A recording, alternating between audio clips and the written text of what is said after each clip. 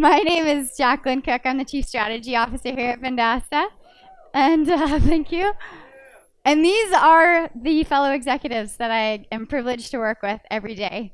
You're probably thinking, whoa, that's a ratio and a half. And that's why we're having this event, is really to grow and to develop and empower female leaders. And the sad thing, as Nakia mentioned as well, is that our ratio is actually better than the average in Silicon Valley. And so what I'm here today to talk about is and some of the females here at Vendasta and some of the wonderful males that we get to work with every day. But as I dug into this, Jean and I were kind of comparing stats as she mentioned that. And I was like, well, what are the ratios and how are we doing? And is it getting better over time? And so I just wanted to share a couple. Blue is ladies and the green is the lads. So in design and UX, and this is an area we're really trying to grow at Vendasta right now, we've got almost 60-40 male to female, and some really, really strong designers in both areas. In BizOps, which is a role I didn't even know existed before I worked at Vendasta, but they're data analysts, and it's like hardcore data junkies. I get to work with Stephanie Gertzen all day long, and I look at her screen, and then I look at the development team screen, and I'm like, I don't understand the difference, because you are getting into some really cool stuff. But our BizOps team is actually more females than males. And lastly, product managers. We're hiring Diego on Monday, and so he's going to skew this back to 50-50.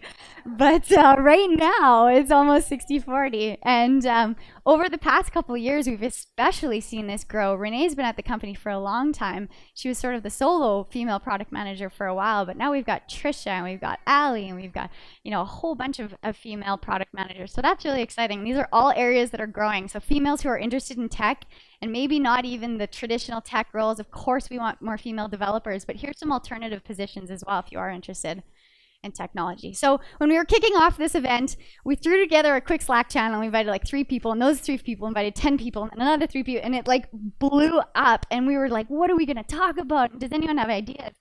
And in the 24 hours, we had so many names, and we had so many ideas, and imposter syndrome, and talking about being a female and having a baby and stuff. And so we were like, Katrina and I were like, how are we going to cover all this stuff? Who are we going to ask? So rather than talking about my story today, I wanted to share some leaders that inspire me when I'm in a vicious, growling conversation, as George says, in the boardroom with those 8 other gentlemen. These are leaders, and I couldn't name all of them because there's so many, but they're female leaders that have inspired me, and each have their own little message today. So Jordana, a few of you may know Jordana. I don't know if she's still here. But Jordana came into the company with guns a-blazing. She had so many ideas, and a lot of people said, you have to meet Jordana.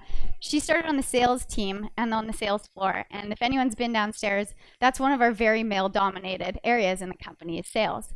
And Jordana walks in, and she starts lighting it up and grinding, and she struggled a lot. We went for coffee when she first came. But Jordana is now a team lead in the business development team, and until recently, it was just surpassed. But she set the record for the most number of presentations booked in a month. So what Jordana has taught me is to dig hard and deliver results, because she does every day, and she continues to build an awesome team around her. Does this keep cutting out a little bit? We're good? All right, the next one is Brianne. Brianne's sitting right in front of me here, so I hope to see her turn a little red. I've had the privilege of working closely with Brianne just through the Ghostbusters team. Ghostbusters is about to launch a brand new product at Vendasta called Customer Voice. And Brianne, I'm sorry, I'm going to embarrass you, but when I first heard about Brianne, someone described her as the garbage picker. And I was like, well, what does that mean? But they meant it in a very endearing way. They said, well, there's some stories that the team just doesn't want to pick up. And Brianne is like, I'll do it. I'll learn about it. And because of this, her peers say now her breadth of skills and her knowledge are just so wide. And she's really positioned herself as a thought leader in sources when they lock down and such. So what Brianne has taught me is one of our leadership principles, which is have a bias for action, because she just does it and gets it done. So thank you for Brianne. Next up is Stephanie D. I don't know if Stephanie stuck around, but Stephanie was young. She came fresh out of school, and she came in with like these wild ideas, and she thinks like 2 years ahead. And at first it was like, okay, tone it back, like we're not quite there, but she kept pursuing. And because of that and her relentless ability to take design and vision and communicate ideas, Stephanie's now working on some of the harder technical challenges in our infrastructure division, as well as leading some of the products. So what Stephanie embodies on our leadership principles is her ability to think big and really inspire others, because she thinks like universe big, and sometimes it's like, all right, bring it back. But when she's back, she's super on point in delivering that. So that's Stephanie. Barakatu, I just not recently, a few months ago, met Barakatu, and it happened in the kitchen, a very organic conversation, but I said, hey, what do you do? Where do you come from? And she was so humble. And then I found out what she really did and where she really came from. Barakatu, prior to moving to Vendasta, was living down, I believe, in Texas or Oklahoma. She was a senior risk analyst for JP Morgan, working on financial modeling in the mortgage industry. She's currently working at Vendasta. She's taking her PhD, and she has kids at home. So this is like her side gig. Yet, when you talk to Barakatu, she sits down, she looks into your soul, and she gives you every time of day, and she's just inspired by what everyone's doing. So for the people who haven't met Barakatu, Vendasta's growing. There's 77 women at Vendasta. That's why it was so hard to choose. But when you see her, ask her, because I'm super curious to learn what she's into. And what Barakatu has taught me is to lead with humility and positivity. Every time, she's so interested in what others are working on.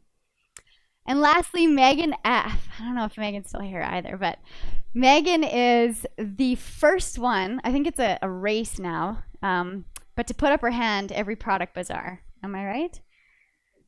And it's like, okay, Megan, throw her the box. We know where it's going. Just go ahead and throw Megan the box.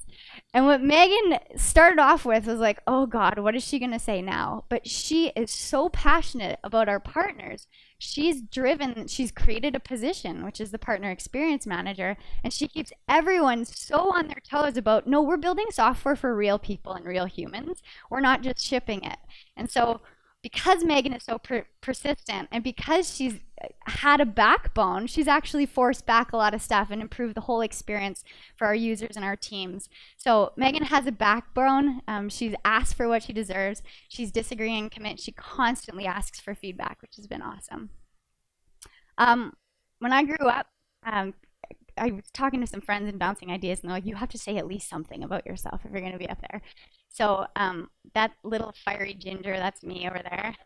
This is on the Avalon Tigers soccer team. I used to play soccer. My dad, that's not him, but he used to be our coach. And just some guy standing in for the photo. I don't even know who he was. But what he taught me growing up was, Jackie, I'm not going to treat you like the coach's kid. If you deserve to play, you will play. If not, you will practice. And so growing up, that was sort of one of the foundational lessons that has always instilled in me is be where you're supposed to be because you've worked for it, basically. And so each one of those women in those positions, and there are so many more, you guys, this is painful for making this presentation because there's so many, but people in leadership positions here are in leadership positions because they truly deserve to be in leadership positions.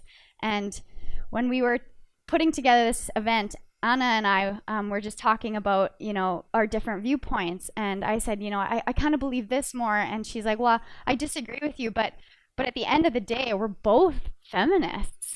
And and at the root of it, it's really just fighting for, and the belief that women and men should have equal opportunity and should have equal pay so I think it doesn't matter what kind of feminist you are and what type of feminism you believe in. Find it, and don't be afraid to, there you are here. And don't be afraid to express your opinion and be part of it.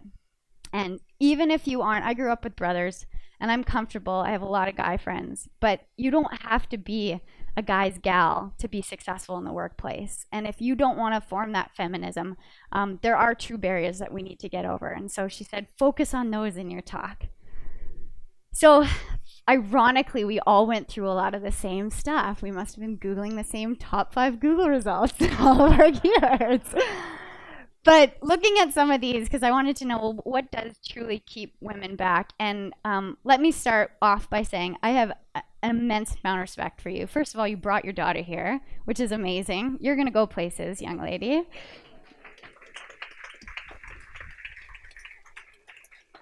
Second of all, I totally agree with what you said about mat leave and planning for family, but there are true barriers. We were blessed with the ovaries in the family. There are true realities about, having to family plan and stuff. So looking at some of those, I was just trying to brainstorm some of the things others have taught me. One of the things, I believe it was Janessa mentioned, this idea of imposter syndrome, and Jean talked about it today. The belief that maybe I shouldn't be here. Maybe I shouldn't be in the role I'm in, or in the meeting that I'm in, or talking, or the role, what I'm about to embark on. Everyone thinks this. I run into this it's like every week now, but it used to be every day or every hour. Be a mentor. Find someone. Delapo asked me to go for coffee. I want to get, and Tashita, you guys asked me to go for coffee. I want to get some mentorship and advice. I'm like, well, God, I'm not a mentor. Do you want me to help you find a mentor or something? But they just wanted to bounce ideas, and it's been inspiring going for coffee with them, because I'm learning just as much from them and getting just as much advice from them as they are from me. And I thought back to how I even got into tech and Vendasta, and I think the one defining event that I went to was something called Girl Geek Dinner. Does anyone here, have you heard of it, or has anyone been to a Girl Geek Dinner way back in the day? It was Colleen Hardy, who used to work here, and she got up and unapologetically just said, I'm a developer. This is what I run into. And prior to that, I chose not to go into computer science as a major. I went into commerce instead and just took a couple electives in computer science. But the idea of computer science that I had was 3 a.m. coding with a big gulp Slurpee and a bag of Doritos, because that's what they told me it would be like. And I'm like, that's not at all. We have a lot of wonderful women in computer science coming out. So be a mentor. This photo was actually taken from one of our coding camps that Vendasta puts on with St. Mark's Community School through Care and Share. And as I was looking through the photos, I didn't get to go to the event, but I was looking through the photos, and I think 80% of the attendees, with the exception of Nolan in the background there, were females and young girls. So how cool is that? At an inner city school that they're learning how to code, and they were fired up about it. Secondly, we heard this as well today. Ask for what you deserve, but as Monique and I were talking about before the presentation, don't be afraid of the answer no if it comes back, because it's only going to help you get better, be better, do better, and understand where you can be better. So bring it up, and if you do know and you feel that you're getting paid a different wage or a lesser wage than someone else, a peer, a man, or anyone else, ask for it, because that's just not right, if you're doing the same job. Invite others to participate. I get trampled on a lot in discussions. I have a chipmunk voice, and when we're yelling, and we call it, whatever we call it, I can't even remember what we call it. Violent agreement, thank you. And we're all yelling, we're all saying the same thing, but it's loud, and it's on a Monday morning. People are like, what are they doing in there? Well, I'm like the chipmunk that's trying to scream about everyone else. Well, you have to invite others into conversation. We just got back from a leadership offsite, and when Anna was saying there, recognize the symptoms, call it out, Ed, my colleague, there was a discussion, and we were all getting excited, and I brought it up, and I got trampled on, and Ed said, sorry, Jackie, you just had a point there. What did you just say? And it was like everyone else in the room stopped and recognized what just happened. And so I want to say thank you, Ed, for doing that. That was a big move. And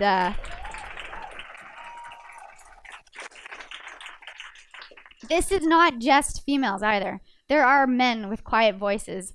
One of my mentors, she sits on the board of Barrett Gold in Loblaws, and she has a lot of board experience. And she said, Jackie, one of the chairs of the board, it's actually Galen Weston of the Loblaws organization, he has training to go around, and he will stop board meetings and give everyone an equal opportunity to weigh in on a decision.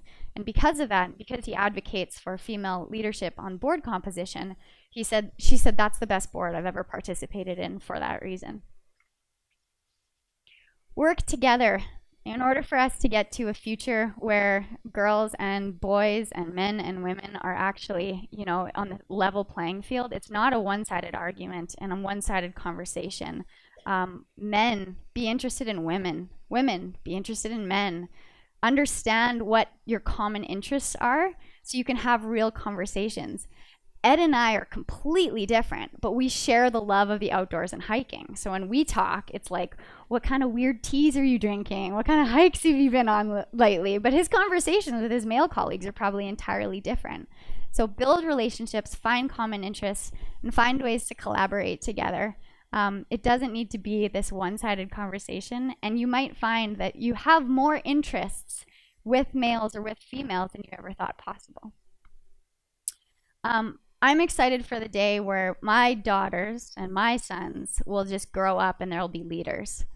Back when mom talks about how she was the one in the boardroom of 8 or 9 or whatever, won't be a thing. And so I'm really hopeful just seeing what we're seeing coming out of schools and in the leadership that we have here in Vendasta. The company was founded by a fantastic group of guys, gentlemen, buddies that came from another company, guys here, back there, and we've come a long way, and the stats are getting even better as we invest more and more in the community and in new jobs and in taking part in schools as well.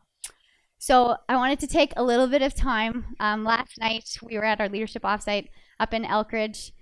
We have Brendan, Alan, and Jeff. I think Jeff might be still kicking around here as well. The others had to go. They were driving out of town and there's a blizzard, so they had to take off early and they didn't know we were doing this. But we wanted to take a moment to celebrate something, because I'm not sure if it's been widely announced, but January marks Vendasta's 10-year birthday. And so today, us old farts of 10 years, we want to celebrate with each and every one of you. And thank you for supporting the company, and thank you for coming to events like this. And while it started with a couple of buddies in Brendan's basement, the company has grown and developed a whole community, and has worked really collaboratively in building a tech scene in Saskatchewan. So with that, I'd like to hand it over to Jason. People want to know what the heck is Vendasta. Tell us the story. Vendasta, Jeff, is a Vendastic new company.